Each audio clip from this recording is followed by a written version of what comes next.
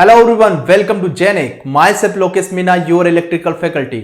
आप लोगों को पता है कि जेनिक टीम ने गेट 2021 के लिए एक्सपेक्टेड क्वेश्चन की सीरीज स्टार्ट की है, जिसमें मैं आप लोगों के साथ नेटवर्क डील करने वाला हूं। और जिन्होंने अभी तक के मेरे 4 लेक्चर आ चुके हैं नेटवर्क के, जिन्होंने वो 4 क्वेश्चन नहीं देखे हैं, एक बार जाके जरूर आपको देखना है, क्योंकि सबसे पहले तो आपको उनको देखने से पहले आप लोगों को सोल्व करके देखना है। उसके बाद आपको वीडियो देखना है, क्योंकि वहां से क्या होगा कि आपके कंसेप्ट है ना बहुत ज्यादा बिल्डअप होंगे। और आपको दूसरी बात और बता देता हूं कि ये जो जितने भी क्वेश्चंस हैं, ये एक दिन पहले जेनिक लाइव ऐप पे अपलोड हो जाते हैं, तो वहां पे आप टेस्ट दे सकते हो। और वहां पे आप टेस्ट दोगे तो आपका रिजल्ट भी आपको पता चल जाएगा और आपकी रैंक भी आपको पता चल जाएगी। अगर आप ऐसा करते हो तो इससे क्या होगा कि गेट 2021 में आपको बहुत ही ज्यादा बेनिफिट होगा। क्योंकि एक होता है ना कि एग्जाम का प्रेशर वहां पे कितना होगा, यहां पे कितना होगा, ये चीजें कहां से आएगी? ये चीजें जब आप टेस्ट दोगे ना, तभी आप लोगों को पता चलेगी कि मैं कितना गहरे पानी में हूं। तो आपको टेस्ट जरूर देना है, ओके? टेस्ट जरूर देना है। एंड उसके बाद आपकी रैंक देखना है कि आप कहां पे डिजर्व करते हो, और वह आपको सारी चीजें पता चल जाएगी। एंड उससे क्या होगा कि आपका सेल्फ कॉन्फिडेंस भी क्या हो जाएगा, इंक्रीज होने लग जाएगा। ओके, सेल्फ कॉन्फिडेंस एक बार इंक्रीज हो गया ना, तो फिर किसी भी टाइप का क्वेश्चन हो आप सोल्व कर दोगे। ओके, तो विदाउट टाइम वेस्टिंग हम इस क्वेश्चन को सोल्व करते हैं। जिन्होंने टेस्ट दिया था उनका आंसर उनको पता चल गया होगा कि इस क्वेश्चन का आंसर क्या है। ओके, और जिन्होंने टेस्ट नहीं दिया था वो 2 मिनट के लिए इस वीडियो को पॉज कर ले, और उसके बाद पहले आप सोल्व करें और उसके बाद ही आप वीडियो को स्टार्ट करें। ओके, क्योंकि नेटवर्क के क्वेश्चंस ऐसे होते हैं ना कि दिखने में तो बहुत इजी होते हैं कि चलो इनको कर लेंगे, कितना इजी क्वेश्चन है। ओके, ये दिखते हैं ना, जब तक हम सोल्व करते जाते हैं ना तब तक ये होते जाते हैं, देखते जाते हैं तो समझ में आ जाता है। लेकिन जब खुद उसको सोल्व करने बैठते हैं ना, तो उसमें प्रॉब्लम्स क्रिएट हो जाती है, नंबर ऑफ प्रॉब्लम्स आपकी बढ़ जाती है। तो हम उसको क्या करते हैं कि हम लो यार छोड़ते हैं इसको। तो ऐसा नहीं करना है आपको। ओके, तो मैं आपको सजेस्ट करूंगा कि आपको 2 से 3 मिनट के लिए वीडियो पॉज करना है, एंड आपको उसी टाइम पे सबसे पहले आपको सोल्व करना है, उसके बाद आपको आंसर देखना है। ओके, तो सबसे पहले हम इस क्वेश्चन को डील करते हैं। और यहां पे क्या था, यहां पे वी था। देखो कि the network show in figure and contain only resistance element. Okay, contain only resistance element, मतलब यहां पे जो ये नेटवर्क है ना, ये रेजिस्टिव एलिमेंट का है।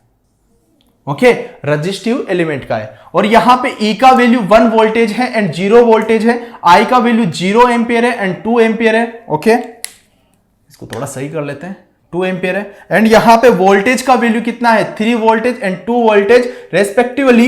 If E equals to 10 voltage, if E equals to 10 voltage and I is replace by 2 ohm. आप करंट जो सोर्स है ना, जो आपके पास एक करंट सोर्स है, इसको किस में रिप्लेस कर रहे हो आप? 2 ओम रेजिस्टेंस के अंदर आप इसको रिप्लेस कर रहे हो। अगर 2 ओम रेजिस्टेंस के अंदर इसको रिप्लेस कर रहे हो, उस कंडीशन पे आपसे बोल रहा है फाइंड V। ओके, मतलब डिटरमाइन आपको V, मतलब इस वोल्टेज का वैल्यू आपको फाइंड आउट करना है। अब देखो, इस टाइप के क्वेश्चंस को सोल्व करने के लिए सबसे पहले आपके दिमाग में एक थ्योरम हमेशा आ जाना चाहिए, या तो रेसिप्रोसिटी या थेवेनिन। ओके, रेसिप्रोसिटी से होगा या थेवेनिन से होगा, वो कंसेप्ट आपको हमेशा याद रखना है। अब देखो कि यहां पे सबसे पहले E इक्वल्स टू 1 वोल्टेज है, करंट का वैल्यू 0 एंपियर है, वोल्टेज का वैल्यू 3 वोल्टेज है। ओके, मतलब E का वैल्यू कितना है 1 एंड I का वैल्यू कितना है, जो करंट सोर्स है उसका वैल्यू है 0 एंड वोल्टेज का वैल्यू कितना है आपके पास 3 वोल्टेज। ओके, कोई दिक्कत नहीं, इसको मैं बोल देता हूं केस 1। और यहां पे E का ही वैल्यू है, E के 2 वैल्यू है। ओके, E का वैल्यू है 0 वोल्टेज, I का वैल्यू है 2 एंपियर एंड V का वैल्यू है 2 वोल्टेज। ओके, मतलब इसको मैं बोल देता हूं केस 2। ये हो गया केस 2। और आपको क्या करना है कि if E equals to 10 voltage, अगर इस E का वैल्यू 10 वोल्टेज हो जाता है and I is replace by 2 ओम, और आपका जो करंट सोर्स है वो रेजिस्टेंस के अंदर कन्वर्ट हो जाता है, मतलब 2 ओम हो जाता है, उस कंडीशन में आपको इस वोल्टेज का वैल्यू डिटरमाइन करना है। ओके, तो सबसे पहले मैं केस 1 की बात करूंगा, चलो देखते हैं केस 1। ओके, तो देखो कि उस नेटवर्क को मैं रीड्रॉ करता हूं यहां पे, ये आपके पास नेटवर्क, और यहां पे ये वोल्टेज आपका E कितना गिवन है, देखो इस केस 1 के लिए E का वैल्यू कितना है 1 voltage, E equals to 1 voltage and उस कंडीशन पे आपके पास करंट इक्वल्स टू कितना है, 0। मतलब इस करंट का वैल्यू कितना है, 0। अगर करंट का वैल्यू 0 है उसका मतलब क्या है, open circuit. Okay, open circuit, ये हो गया आपके पास ओपन सर्किट। मतलब करंट का वैल्यू कितना है आपके पास, जो यहां पे गिवन था, ये करंट यहां से डायरेक्शन ऐसे गिवन है। Okay, current equals to 0। Okay, current का वैल्यू हो गया आपके पास 0, लेकिन यहां पे इस करंट सोर्स के अक्रॉस में वोल्टेज कितना था, V। तो इसके अक्रॉस में वोल्टेज लिख दो प्लस माइनस V। ओके, इस वोल्टेज का वैल्यू भी यहां पे गिवन है कि जब इस कंडीशन में E equals to 1 voltage, current equals to 0 ampere and voltage equals to 3 voltage. ये हो गया आपके पास वोल्टेज इक्वल्स टू 3 वोल्टेज। ये तो हो गया केस 1 की बात। अब हम बात करते हैं केस 2 की। देखो केस 2, अब देखो कि यहां पे वो नेटवर्क हमने रीड्रॉ कर दिया, यहां पे ये नेटवर्क आपका रजिस्टिव एलिमेंट का। ओके, एंड यहां पे देखो कि यहां पे E का वैल्यू कितना है, 0। अगर ये E का वैल्यू 0 है तो आपको भी पता है कि वोल्टेज का वैल्यू जब 0 होता है तो उसका मतलब होता क्या है, मतलब शॉर्ट सर्किट कंडीशन। तो ये हो गया आपके पास शॉर्ट सर्किट। ओके, ये E का वैल्यू 0 है, उस कंडीशन पे आपके पास E इक्वल टू 0 मतलब शॉर्ट सर्किट कंडीशन। इस कंडीशन में जो करंट सोर्स है आपके पास, जो करंट सोर्स है आपके पास, उस करंट का वैल्यू कितना है आपके पास, 2 एंपियर। 2 एंपियर। ओके, इस कंडीशन पे आपके पास वोल्टेज का वैल्यू कितना है, जो आपके पास ये वोल्टेज गिवन है इसका वैल्यू कितना है, plus minus V equal to 2 voltage. Okay, इस वोल्टेज का वैल्यू कितना है, 2 वोल्टेज। तो मतलब second case and first case आपने बता दिया कि इस कंडीशन पे ये होगा एंड इस कंडीशन पे ये होगा। अब आप कैसे फाइंड आउट करोगे कि if E equals to 10 voltage and I replace by R equals to 2, तो आपके दिमाग में एक कंसेप्ट आ रहा होगा कि थेवेनिन थ्योरम। क्या हम यहां पे थेवेनिन थ्योरम लगा सकते हैं क्या? क्यों नहीं, थेवेनिन थ्योरम से हम ट्राई करते हैं। देखो कि यहां पे 1 वोल्टेज है, यहां पे अगर 1 वोल्टेज है एंड यहां पे ये आपके पास करंट का वैल्यू 0 है, तो यहां पे जो ये वोल्टेज हुआ, ये कौन सा वोल्टेज है आपके पास, ओपन सर्किट वोल्टेज। ओके, अगर ये ओपन सर्किट वोल्टेज है तो आपको भी पता है कि जो थेवेनिन वोल्टेज होता है, जो थेवेनिन वोल्टेज होता है उसे किससे रिप्रेजेंट करते हो आप, VTH से। वही आपके पास क्या होता है, ओपन सर्किट वोल्टेज। ये हो गया आपके पास VTH का वैल्यू। VTH का वैल्यू कितना हो गया, 3 वोल्टेज। ओके, ये हो गया आपके पास VTH। अब इस कंडीशन में देखो कि यहां से आप क्या फाइंड आउट कर सकते हो, तो क्या यहां पे वोल्टेज गिवन है, यहां पे आपके पास करंट सोर्स गिवन है। ओके, मतलब करंट भी गिवन है एंड वोल्टेज भी गिवन है एंड EMF आपके पास 0 हो रहा है। ओके, तो मतलब यहां से क्या मैं RTH फाइंड आउट कर सकता हूं क्या, RTH equal to V upon I equal to 2 divide by 2 equal to 1 ohm. RTH का वैल्यू हो गया 1 ओम। अब आपको भी पता है कि RTH का कंडीशन होता क्या है, RTH का कंडीशन क्या होता है, वोल्टेज का शॉर्ट सर्किट होना एंड जो करंट सोर्स होता है उसका ओपन सर्किट होना। मतलब जो इंडिपेंडेंट सोर्स होते हैं, जो इंडिपेंडेंट सोर्स होते हैं जैसे कि वोल्टेज सोर्स, तो उसको क्या करते हो आप, शॉर्ट सर्किट, एंड जो करंट सोर्स होता है उसको क्या करते हो, ओपन सर्किट। ओके, तो देखो जो कंडीशन में गिवन था, यहां पे जो ये वोल्टेज सोर्स था इसको कर रखा था उसने शॉर्ट सर्किट, इसको कर रखा था उसने शॉर्ट सर्किट, तो ये शॉर्ट सर्किट कर दिया, तो यहां पे इंडिपेंडेंट आपका जो वोल्टेज सोर्स था वो क्या हो चुका है, शॉर्ट सर्किट। तो उस कंडीशन में मैंने निकाल दिया RTH। अब आपके दिमाग में ये भी आया होगा कि सर यहां पे जो ये करंट सोर्स है ये भी तो इंडिपेंडेंट है, ये भी तो इंडिपेंडेंट है, लेकिन यहां पे कंडीशन क्या गिवन है, यहां पे कंडीशन क्या गिवन है, कंडीशन जरूर देखना है आपको। कंडीशन गिवन है 0 ampere, 0 voltage, I equal to 2 ampere and V equal to 2 voltage. मतलब आपका यहां पे वोल्टेज सोर्स आपका 0 हो रहा था। अगर आप इस वोल्टेज को या करंट सोर्स को 0 कर दोगे तो आप RTH कैसे निकालोगे? ओके, तो आप इसको तो 0 नहीं कर सकते हो।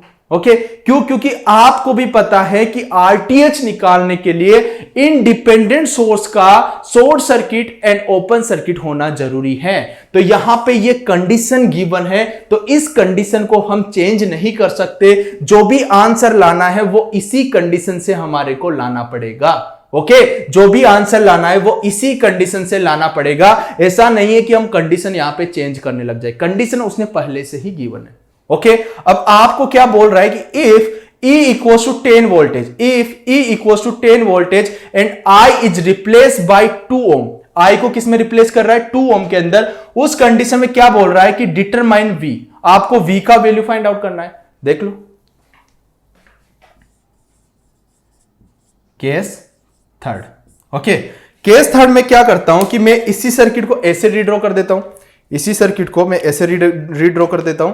देखो आपके पास VTH आपको पता चल गया, आपको VTH पता चल गया, VTH का वैल्यू कितना है? 3 वोल्टेज, और आपको RTH का वैल्यू पता चल गया 1 ओम। ओके, अब आपके पास करंट सोर्स है, उसको रिप्लेस किस में किया है उसने? 2 ओम के अंदर, 2 ओम के अंदर। तो यहां पे हो गया आपके पास ये load resistance. Okay, load resistance का वैल्यू कितना हो गया? 2 ओम। ओके, तो यहां से RTH आपने निकाल दिया, VTH आपने निकाल दिया, एंड RL आपके पास गिवन है। उस कंडीशन में आपको V निकालना है। अब जो ये V है इस लोड के अक्रॉस का वोल्टेज है। ओके, मतलब जो ये V है ना, इसी के तो अक्रॉस का वोल्टेज है, इसी के तो अक्रॉस का वोल्टेज था। जो V था वो इसी के तो अक्रॉस का वोल्टेज था। तो इस V को यहां से इजीली हम फाइंड आउट कर सकते हैं। लेकिन उसने ऐसा भी बोला है कि E का वैल्यू अगर 10 हो, E का वैल्यू जब 10 हो तब I को रिप्लेस किया है उसने 2 ओम के अंदर।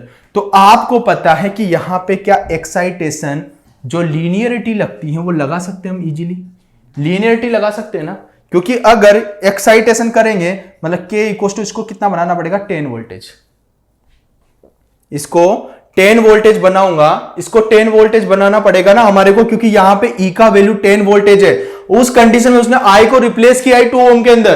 तो मैं क्या करूंगा कि इसको मैं सबसे पहले 10 वोल्टेज बनाने के लिए, केस 1 को 10 वोल्टेज बनाने के लिए, क्योंकि केस 3 में आपको जरूरत पड़ रही है उसकी, क्योंकि वहां पे 2 ओम तो रेजिस्टेंस होना चाहिए, एंड उस कंडीशन पे आपको E को 10 वोल्टेज बनाना है। तो इस सबसे पहले मैं इसको अगर 10 वोल्टेज से मल्टीप्लाई कर दूं, अगर मैं इसको मल्टीप्लाई 10 कर दूं तो आपके पास कितना हो जाएगा? 10 वोल्टेज।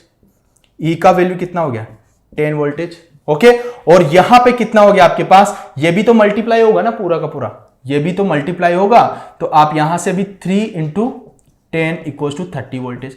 मतलब E का वैल्यू अगर मैं चेंज करता हूं, अगर E का वैल्यू मैं चेंज करता हूं तो आपका VTH भी चेंज होता है। ओके, अगर E का वैल्यू मैं चेंज करता हूं तो आपका VTH भी चेंज होता है। ये चीज ध्यान से सुनो। देखो यहां पे E का वैल्यू आप कुछ भी कर सकते हो, यहां पे 10 लिखो या 20 लिखो। अगर 20 वोल्टेज करता हूं तो यहां पे कितना आएगा? 60 वोल्टेज। तो आपका E पे डिपेंड कौन कर रहा है? आपका VTH डिपेंड कर रहा है। ओके, आपका RTH तो डिपेंड नहीं करेगा ना।